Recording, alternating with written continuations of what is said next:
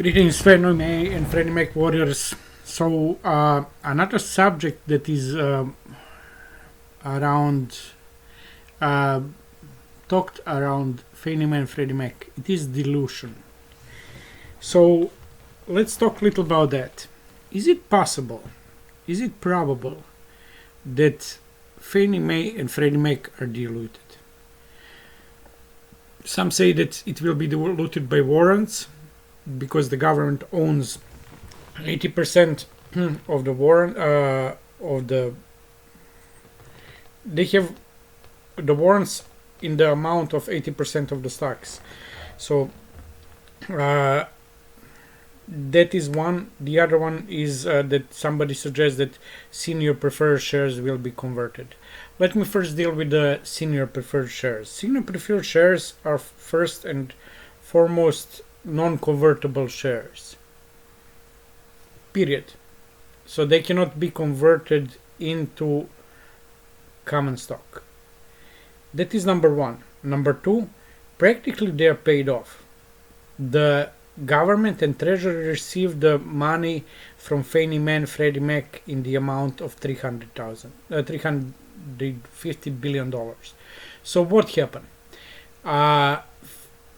Senior preferred shares were created because the Fannie Mae and Freddie Mac did need money, liquidity. So the government gave the Fannie and Freddie money and based on that they create certain senior preferred shares in the amount of $120 billion.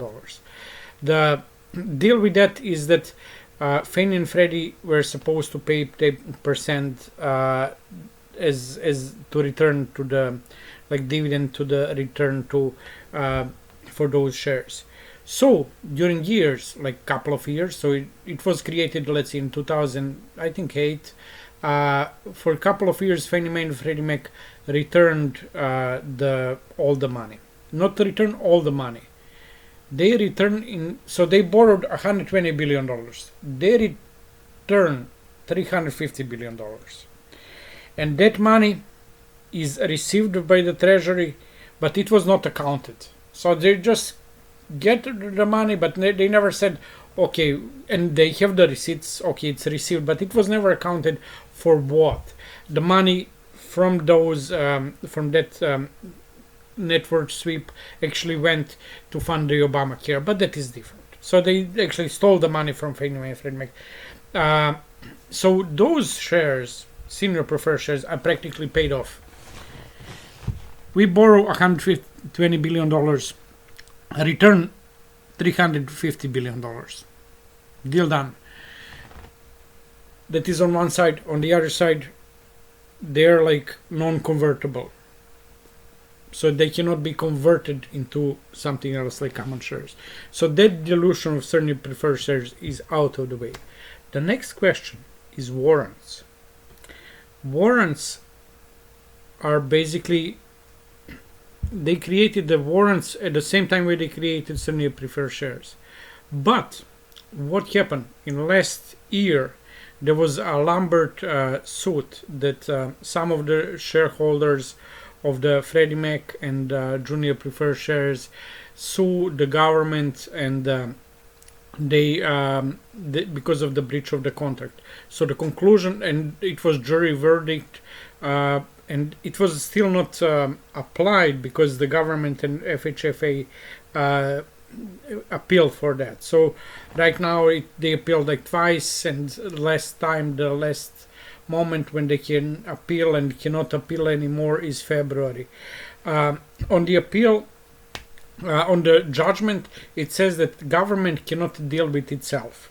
So if the Fannie Mae and Freddie Mac exist and they're under conservatorship by FHFA, it cannot deal with itself, with the treasury, to create the new conditions, because we still exist, the owners of the company. So they cannot. That was the whole idea. Can our contract that we as shareholders of either common shares or preferred shares, can it be breached? And the judgment says no, it cannot be breached, and the government was punished for that. They need to pay like, I think, $500 million, but they appeal, and that right now, because of the they need to pay around $1 billion for that judgment. But that is not a lot. That is like, let's say, maybe 70-80 cents per share that they need to pay in order to get that judgment. So it's not a big deal. It's $1 billion is a big deal, but it's not in the all overall. So the judgment was the contract cannot be breached, and that means that without consent of the common shareholders, the warrants cannot be executed, cannot exist. The government cannot create the warrants just because they can create. You cannot create additional shares without approval of the shareholders. It is breaching of the. If you take and create them as a company and didn't ask the shareholders, it's breach of the contract. Period. That is you cannot dilute them as much as you want, because.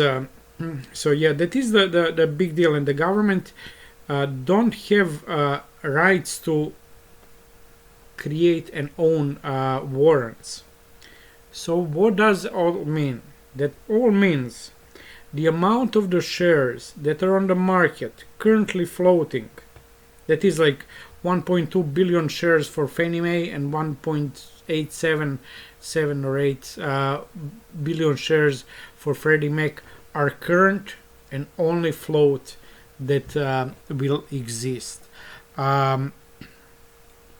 So legally, it is a big problem for government to create the warrants and to execute them. They might do it because we have in the history we have Millennium dialogue when the Athenian approached some island which was fighting on the side of the Sparta, and the Millennium said, you cannot do that. It is not right. It is not justice. We have right on our side. The history will deem you. And the Athenians said, no, we have might and we have right and we'll do whatever we want. So they attacked Millennians, conquered the city, and probably killed all. I don't remember. But the whole idea is that if you have the power, if you have capabilities, you will do unjust things. So it would be not surprisingly that government do it. We have like judgments and justice on our side, but that doesn't mean that they will not do it. But overall, there is like a large probability and possibility that the warrants don't exist, and then in total we have like 2 billion shares for Fannie Mae and Freddie Mac. And if that is the truth, we know that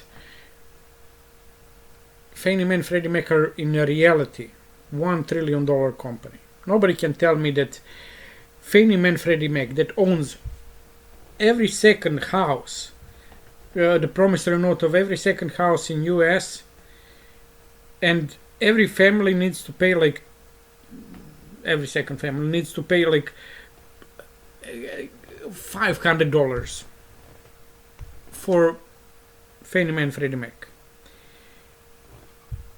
That has the same or value as it has the Netflix that people need to pay $20 every second family in the US. So it is like much bigger.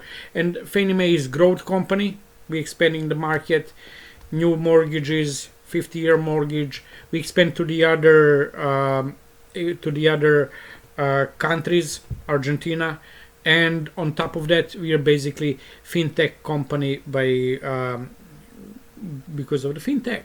So it is like, because we don't deal with physical product, we deal with financial product, which is actually like not the software, but it is not physical product. So basically we have the same deal, and that company, Netflix, worth $500 billion. Nobody can tell me that Fannie Mae and Freddie Mac are worth less. I can say easy double. I can say, I will not say 10 times more, but even double. So $1 trillion, 2 billion shares. That is like, that means the Fannie Mae and Freddie Mac is $500 a share without dilution, without warrants. In case that we take the warrants into account, and we shouldn't, that means that share is only $100. The share that is $100, and today you can buy it for $9. And we're a month away, maybe even days away from IPO. Even if we are, even in the worst case scenario, Fannie Mae and Freddie Mac go to 30, no, go to 20 in 1 year.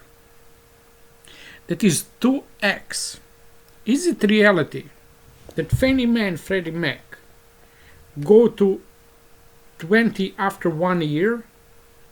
After IPO, that is certainly happening, that they're $20 a share. If it is $20 a share, that means that money you invest now has 100% gain.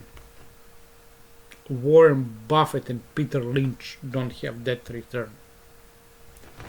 And we will have.